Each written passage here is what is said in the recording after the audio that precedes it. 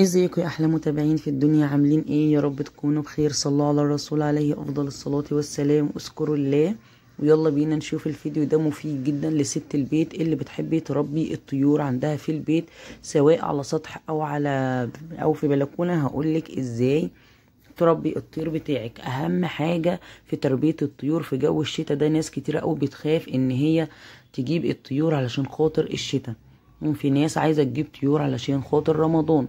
هقولك ازاي تربيهم بطريقة صحيحة وحلوة، وان شاء الله الطير بتاعك مش هيموت ولا يحصل له اي حاجة.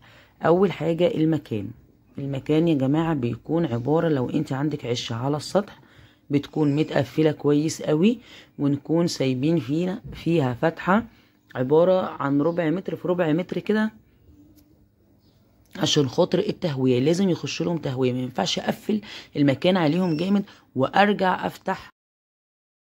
بنكون سايبين زي ما قلت لكم شباك ربع متر في ربع متر عشان التهوية، وما ينفعش ان انا اكتم على الطير قوي وارجع افتح عليه، فعلشان كده بيخش له سقعة وبيبرد. لما ندفي المكان جامد ونرجع نيجي نفتح كده عليه ونخش له، هيخش معانا الهواء، ففي الحالة ديت الطير هيجيله برد وبيبدأ يموت علشان خاطر مش متدفي.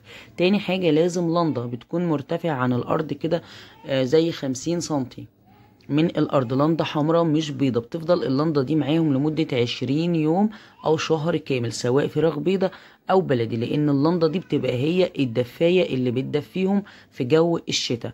وزي ما قلت لكم بنسيب فتحة صغيرة كده علشان خاطر النفس والتهوية، برضو الطير بيحب التهوية. تمام. طب انا هعمل قفاصه في البلكونه. هتجيبي القفاصه بتعمليها عند النجار، او انت عندك بتقفليها خالص. طب هي كلها سلك، بتبداي تجيبي مشمع من اللي هو البلاستيك وتقفليها داير ما يدور، وتروحي حاطه سايبه برضو زي ما قلت لك فتحة صغيرة خالص كده علشان التهوية، وتعملي برضو اللنضة كده، سواء هتحطي في البلكونة او على السطوح بتاعتك. تعالوا بقى للعلاج بتاع الطيور. اول حاجة لو انت هتجيبي من معمل او هتجيبي من دكتور او من اي حد او من شركات، بتسألي هل هم واخدين الجرعة الاولى متحصنين، ولا انت بتجيبيهم عمر يوم وبتجيبي لهم انت التحصينات معاهم. اول حاجه لو انت هما مش متحصنين بتجيبي جرعه اولى وجرعه تانية وجرعه تالتة. اول جرعه للطير بتقعد معانا 10 ايام، وفي 5 ايام حسب كل دكتور يعني بيديكي الجرعه مختلفه عن التاني، بس برضو هي بتبقى حلوه للطير. تمام. اول جرعه معانا بتديها للطير لمدة 5 أيام أو 10 أيام حسب ما الدكتور يقولك. بتخلص ببدأ أجيب لهم الجرعة التانية، تخلص الجرعة التانية أجيب لهم الجرعة التالتة. ولازم أنضف الفرشة بتاعتهم. لو انت حاطة فرشة زي ما أنا حاطة كده، بتبدأي تنضفيها، ما تسيبهاش مبلولة. يا إما بتجيبي نشارة وتفرشيها في أرضية العشة أو القفاصة. أنا عشان كنت لسه جايباهم حطهم في الطبق، بس هبدأ أحطهم في القفاصة بتاعتهم. تمام. طيب هما كبروا وبقى عندهم شهر، وبياكلوا هما صغيرين بيض صيني ناعم يا جماعة، وهم صغيرين في الوقت ده لمدة 20 يوم أو شهر.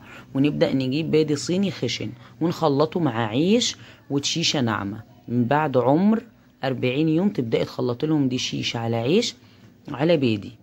وبعدين اللهم صل على النبي، زي ما قلت لكم كده بندفيهم خالص كل الكلام ده. طيب خدوا بقى الجرعة الأولى والتانية والتالتة من العلاج، عايزة بقى أنا أعمل لهم علاج في البيت. بنجيب بقى العلاج بتاعنا اللي في البيت، بصل على ثوم، وتروحي بادئه ان انتي ضرباه في الخلاط ومصفياه وحطاه في الميه بتاعتهم، وتاخدي القشره تخلطيه على الاكل بتاعهم، وكده يبقى معاكي احلى طيور ولا يكوش.